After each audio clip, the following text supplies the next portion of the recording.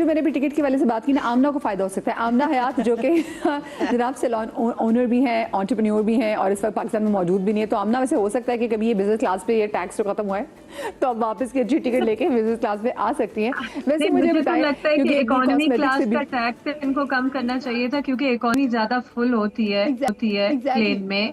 Business class तो वो already हाँ लोग अफोर्ड करके जा रहे होते हैं, तो ये तो बड़ा ऑपोजिट कर दिया बिल्कुल सही इन्होंने। बात है, क्योंकि हाँ बात बिल्कुल सही। अच्छा मुझे बताएं, क्योंकि हम देख रहे हैं कि जो कॉस्मेटिक्स की बहुत सारी अशिया पे जो टैक्स है वो भी कम किया गया है, तो जब ऐसी चीज़ें होती हैं तो फिर बताएं कि आप लोग जो ऐसे जिनका बिजनेस ही एक जो आप लोग सैलून रन करते हैं, आप लोग को कितना हम्म नफा नुकसान होता है?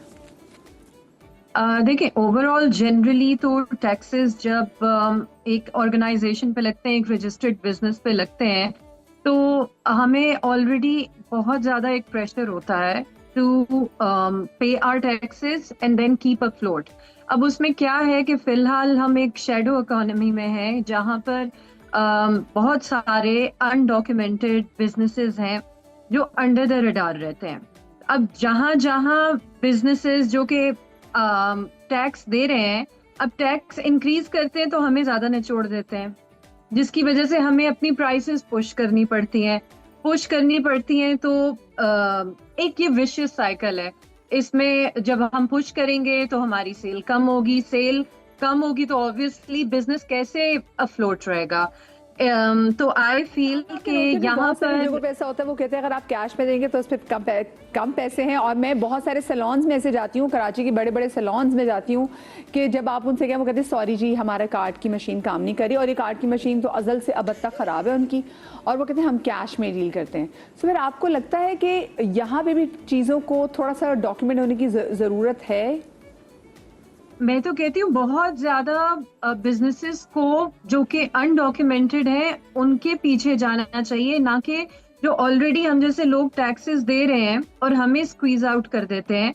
अगर आप उन बिजनेसेस को पहले इंसेंटिवाइज करें कि जो बिजनेस अभी नहीं टैक्स दे रहा, उनके ऊपर एटलीस्ट 1 साल के लिए कोई ऐसी पॉलिसी बनाए कि चले साल के लिए इन पे टैक्स नहीं लगेगा या इतनी रेवेन्यू पे नहीं लगेगा, तो कम से कम उनको तो ऑन बोर्ड करें।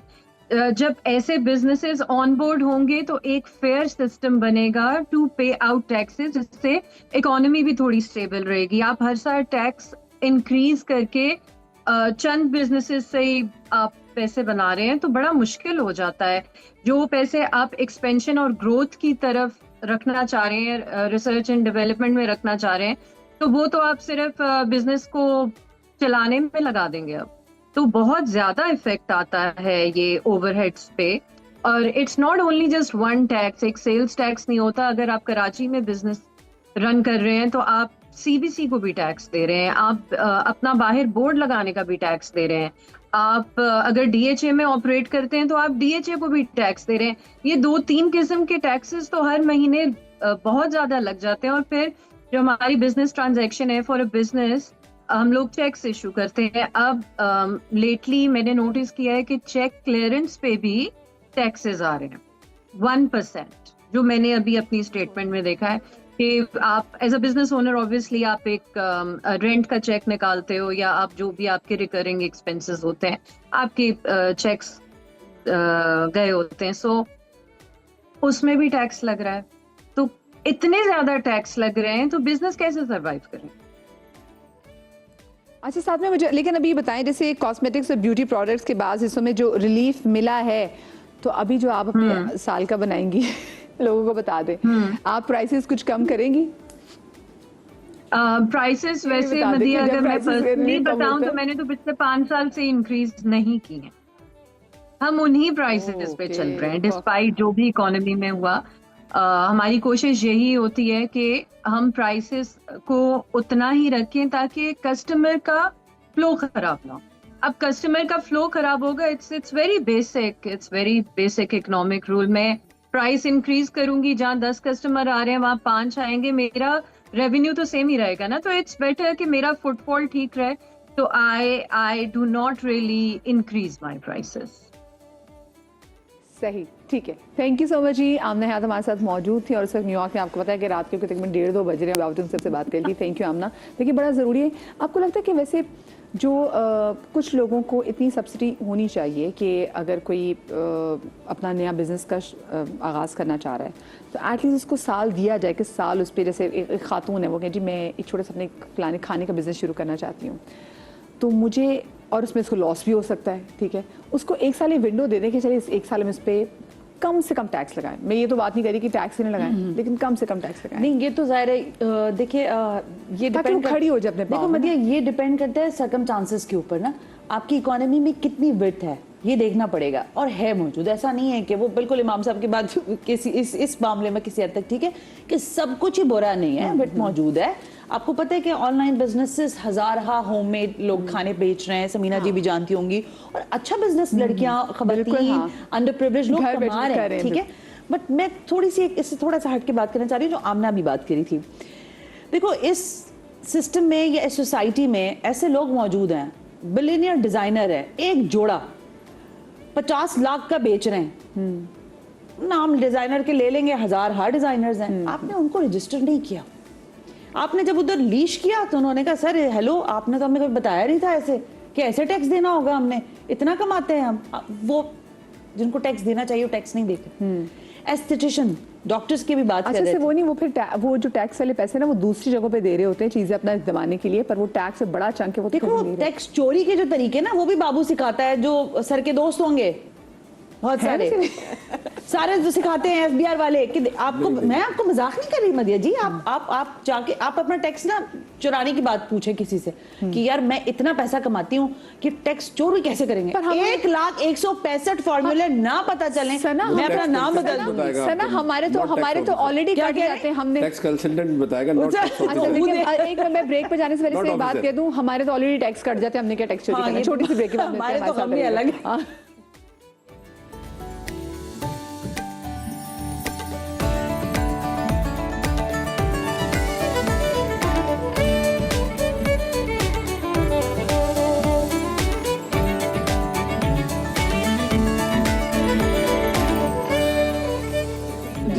Welcome back after the break. और आज हम बात कर रहे हैं बजट के हवाले से, क्योंकि जो बजट है ना, ये सिर्फ ऐसे नहीं कि मैं आज के मैंने टॉपिक कर लिया और हमारा बस इससे जिम्मा तोश पोश, बल्कि इस बजट से आप, मैं, हम सब लोग शदीद मुतासर हो रहे हैं।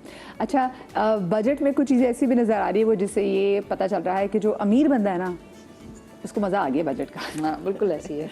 ये ज़रा मैं आप लोगों से खुल के पूछना चाहती हूँ, डॉक्टर साहब कौन से बंदे को इस बजट से मज़ा आ गया? देखिए, सैलरी क्लास को भी मजा आया है, ऐसा तो नहीं है कि सारे को ही है। अभी हमें आना शुरू होगा, टैक्स कम हुआ है, अभी आना शुरू, अभी हुआ। देखिए, टैक्स का एक तो ये कि परसेंटेज कम हुई है, ठीक है, 2.2 मिलियन से अबव जो स्लैब स्टार्ट हो रहा है तो वहाँ पे इन परसेंटेज में टैक्स कम हुआ है। जहाँ पे 23% था वो 20% हुआ है, और इस तरह से so on and so fourth. दूसरा जो रिलीफ मिला है वो सैलरी क्लास को वो ये मिला है कि जो सरचार्ज होता था वो ब्लैंकेट खत्म हो गया, अब सब पे जीरो कर दिया। तीसरा जो रिलीफ मिला है, कैसे लगाया जाता है ये बताएं।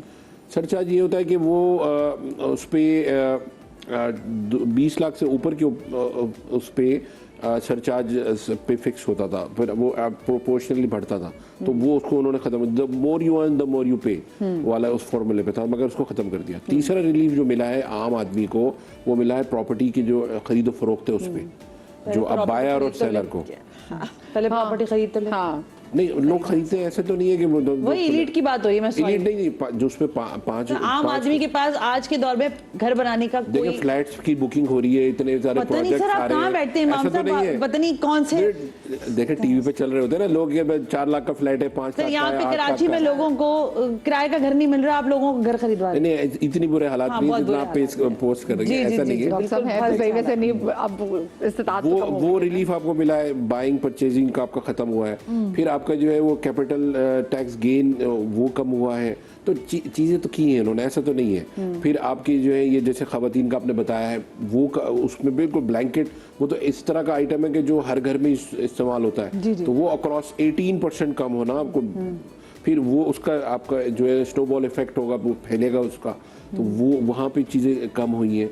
फिर आपको जो प्रॉब्लम है वो ये है कि एनर्जी जो कॉस्ट है वो ज़्यादा है, ठीक है, आपका जो प्रॉब्लम है बिजली के बिल हैं, अब जो पेट्रोल हाँ, है, वो एनर्जी कॉस्ट में सब कवर हो जाता डॉक्टर साहब, है, जैसे उसी में आपको- पेट्रोल मैं और ये सारी चीज़ें आ अपने जाती हैं। बचपन की बात बताऊं कि जब अपने बचपन में देखती थी कि चारों बहन भाई बहुत अच्छे कॉलेज स्कूल में जाते थे, सो वो जो एक बंदा कमाता था और सब चीज़ें बहुत अच्छी चलती थी। अब घर में लाइक हर भाई भी, एवरीबडी इज अर्निंग, लेकिन वो स्टैंडर्ड नहीं मीट कर पा रहे जो कि अब्बा के टाइम पर स्टैंडर्ड। एक तो ये बात, फिर दूसरा उसमें हम ये भी देखते थे, या तो बरकत थी, आई डोंट नो क्या था, कि सब चीज़ें होने के बावजूद मेरी अम्मी कमेटी डाला करती थी, अल्लाह बख्शे। अब मैं बहुत सारी से ख़वातीन को जानती हूँ, या तो यहाँ पे एक ऐसी क्लास है कि जो कमेटियाँ डालती है, जो गोल्ड की कमेटी डालते हैं, जो डायमंड्स की ऐसे हैं, 5 या 25-26 लोग ऐसे हैं। फिर और वो हो सकता है वो मेरा क्लिप बना के मेरे अपने ग्रुप्स में भी शेयर करे कि देखिए हमारे बारे में बातें करी थी। देन फिर उनकी कमेटियाँ पाकिस्तान में भी नहीं खुलती, कमेटियाँ खुलती पाकिस्तान से बाहर। मैं उस क्लास की बात ही नहीं कर रही, अल्लाह उनको और नवाजे और दे। लेकिन वो जो नॉर्मल तबका था ना, जिसमें आप कमेटी से पैसे जोड़ लेते थे कि चलो मैं बच्ची के जहेज़ के लिए फलानी चीज़ बना लूँगी, या इंशाल्लाह मैंने घर के पर्दे चेंज कराने, मैंने उसके लिए कमेटी डाली। अब वो क्लास कमेटी हम नहीं देख रहे कि वो अफोर्ड भी कर सकती, अब वो मसा करके तो उनका बजट पूरा होता है। देखिए कमेटी कल्चर को तो मैंने तो एक्सपीरियंस नहीं किया, ये तो खवातीन का लेकिन- काम है, ये लेकिन- बताएंगी लेकिन उसमें। हालांकि वो मैं क्लास समझ इसमें गई ये ना, कहना चाहती हूँ, देखो मदिया, इसमें मसला ये है कि इनकम पर डिपेंड करता है। कमाओगे तो बचाओगे ना, जब आपके डे टू डे अफेयर्स ही आप मीट नहीं कर पा रही, यानी देखें रियासत का, हुकूमत का, जिसकी माशाल्लाह इमाम साहब बात कर रहे हैं कि उसने बड़ा अच्छा क्वेश्चन दिया है आपको हर जगह से कि ना बेहतर चीजें पॉजिटिव है, मैं एडमिट करती हूँ इस बात को। पानी देना किसका काम है? हुकूमत का काम है। बिल्कुल। मैं पानी खरीद के पीती हूँ। अच्छा नहीं, सॉरी, वो नहीं, रोटी कपड़ा और पानी की मकान में shortage पानी भी नहीं तो था, है। सॉरी। हाँ, पानी की शॉर्टेज भी है यार आप देखें, आप दुनिया से ना मुझे गैस, रोटी कपड़ा और मकान था, ना गैस की बात, ना पानी की मैं बात। शर्मिला साहिबा हूँ, चाहे पाकिस्तान पीपल्स पार्टी की तमाम क़यादत, तो मैं इन सब का एहतराम करती हूँ और बिल्कुल दुरुस्त बात कह रहे हैं। कराची पेरिस से भी ऊपर है, लेकिन पेरिस में जाएंगे ना, नलका खोलेंगे पानी मिलेगा।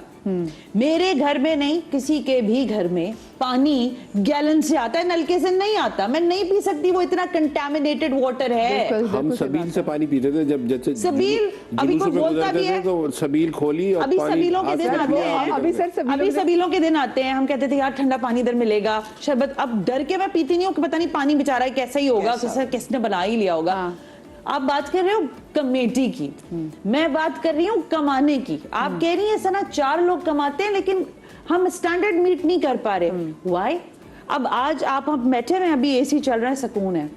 जिसके घर में, जो 2 कमरों के घर में रहता है, उसके घर एसी नहीं है ना, उसको फिर भी बिजली का बिल देना है। वो 2 पंखे चला रहा है। एक खातून ने मुझे कहा मैंने अपना फ्रिज बेच दिया, मुझे लगा इसकी वजह से बहुत खर्चा हो जाता है, बिजली का बिल ज्यादा आता है। फिर कह रही मेरे हाथ नहीं चलते थे, मैंने मशीन बेच दी, जो वॉशिंग मशीन थी।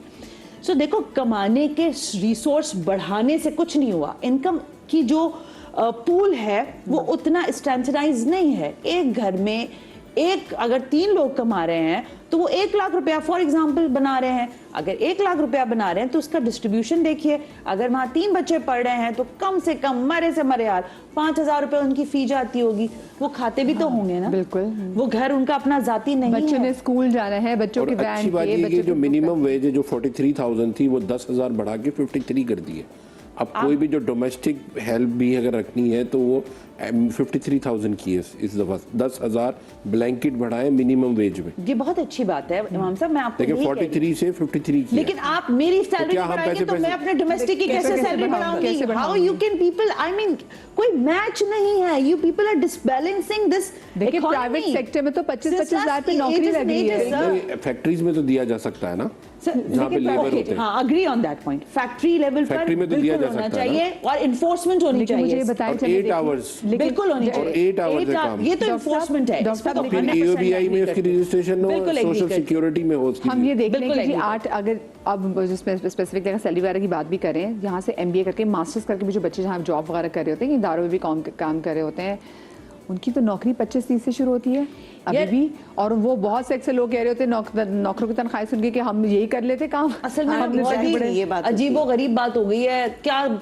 सॉफ्टवेयर इंजीनियर पैदा किए भरमार, मैथ्स कॉम वाले पैदा किए भरमार। अब अकोमोडेशन की बात आती है, हाँ, नर्सिंग आजकल सबसे ज्यादा एक चीज है, क्योंकि अब बाहर दुनिया में जाने के लिए भी बड़ा इजी है, आप टेक्निकल हो जाएं, स्किलफुल हो जाएं तो आपको हाथों हाथ लिया जाए, विच इज गुड। लेकिन एक चीज, सॉरी मैं भूल जाऊंगी यार, ये बेनजीर इनकम सपोर्ट प्रोग्राम जो है ना, ये पाकिस्तान पीपल्स पार्टी के सर का ताज होगा, लेकिन इस सिंध की बर्बादी का सबसे बड़ा मैं समझती हूँ ये नाम है। वो कैसे? देखो मदिया, मैंने और आपने ये सीखा है कि हमारे बड़ों ने और अहदीस में, नबी पाक सल्लल्लाहु अलैहि वसल्लम की तालीमात में हमें मेहनत करना सिखाया गया है, हमें बताया गया कि मेहनत करो और फिर चीजें हासिल करो, बिला वजह वजीफे, ठीक है ना? हाँ। वजीफे उसके लिए खुदा ना खास्ता कोई माजूर है, और कोई ऐसा हद तक माजूर है कि उसके पास कोई रिसोर्स नहीं है। ज़कात का सिस्टम दिया हुआ है, ज़कात का सिस्टम है, खुम्स है और बाकी सारी चीजें। देखिए मैं आपसे जो बात करती हूँ, देखिए दस्तरखान 100 बिस्मिल्लाह, करोड़ दस्तरखान लगाएं जी, रोज खाने खिलाएं। मैं भी इस बात के हक में हूं कि रोज रोटी बांटे, रोज चावल बांटे, लेकिन लोगों को स्किल्स दे दें यार। ये बेनजीर इनकम सपोर्ट प्रोग्राम्स के जरिए से अगर 25 AI टेक्निकल स्कूल्स खोल दे, यही पाकिस्तान पीपल्स पार्टी में खड़े होकर सलाम करूंगी। रिली डाल के, मैं अभी सायरा बानो से बात करी थी पिछले दिनों, सायरा ने भी इसको कंडेम किया। उसने कहा यार मैं मना करती हूँ कि नहीं आप बेनजीर इनकम, आपने लोगों को फकीर से भी बदतर जिंदगी दे दी है। 20,000, 10,000, 5,000 के लिए लाइनें लगा के औरतें खड़ी हैं, रात रात भर रैलियां लगाकर ATM की मशीनों के बाहर उनके खानदान बैठे हैं, खाना वो दस्तरखानों पर जाकर खाते हैं। शहर को आपने पेरिस नहीं बनाया, ये जो शहर था उसको बर्बाद कर दिया यार। तभी तो जब आपने उनको इस पे लगा दी, फिर लोगों को पता है कि हमें कोई मेहनत के बगैर पैसे मिलेंगे, तो फिर आप कैसे मेहनत करेंगे? वही देखो ना, आप टेक्निकल कर दो इस चीज को, जरा सा टेक्निकल करना है। मैं नहीं कह रही कि दस्तकारियां लेके लोग, अब आज का वो मशीनों का दौर नहीं है कि लड़कियां हाथों की कढ़ाइयां करें या फलां करें, इसको डिजिटलाइज करें। कह रहे हैं यार अच्छा आप स्किल ओरिएंटेड कर दें, किसी को रिपेयरिंग, मोबाइल रिपेयरिंग सिखाएं, AI के फंक्शनल सिखाएं, लोगों को स्किलफुल करें और उनको पैसे दें। मैं पैसे देने को मना नहीं कर रही, लेकिन उनकी मेहनत फायदा तो बात बिल्कुल सही है, मुझे पता, मुझे जी नहीं, मैंने ही देखा दस्तरखानों के ऊपर आजकल जो खाना दिया जाता है वो आप देखेंगे तो आप हैरान रह जाएंगे, नॉर्मली वो घरों में नहीं खाया जाता। रमजान में आपने देखा दस्तरखान लिखते हैं, बाकायदा उनकी एक पूरी वो चलती है कि तशहीरी मुहिम चलती है कि ये खाने को दिया। ज़ाहिर है फिर वो लोग उसी तरफ जाते हैं और फिर वो यूज्ड टू हो जाते हैं। अभी भी आप देखें, मैंने बहुत दफ़ा देखा है कि दस्तरखान जो सैलानी के या दूसरे लगे हुए होते हैं, उससे मैंने बहुत अच्छे अच्छे लोगों को भी खड़े हुए देखा हुआ है। वो सोचते हैं कि चले जी अच्छा खाना है वो खा लिया, और शाम 6 बजे जी मटन मिल जाएगा खाने के लिए।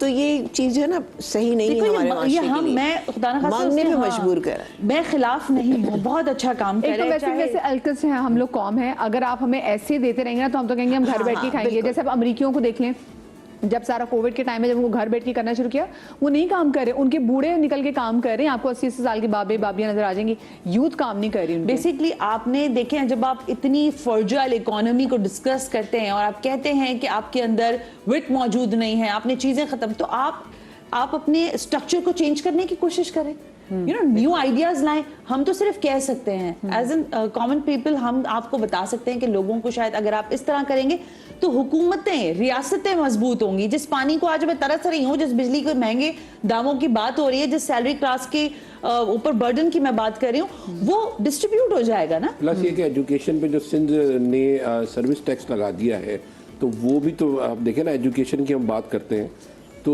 स्कूल्स के ऊपर बाकी सूबों में कहीं पे भी नहीं है, सिर्फ सिंध में, पूरे पाकिस्तान में नहीं, पूरे दुनिया में कहीं नहीं है। तो सर ये इतनी हमारी सिंध में कौन सी एजुकेशन है? 3% जो है वो लगाया है इन्होंने, और स्कूल्स ने उसको पास ऑन कर दिया बच्चों के पेरेंट्स के ऊपर।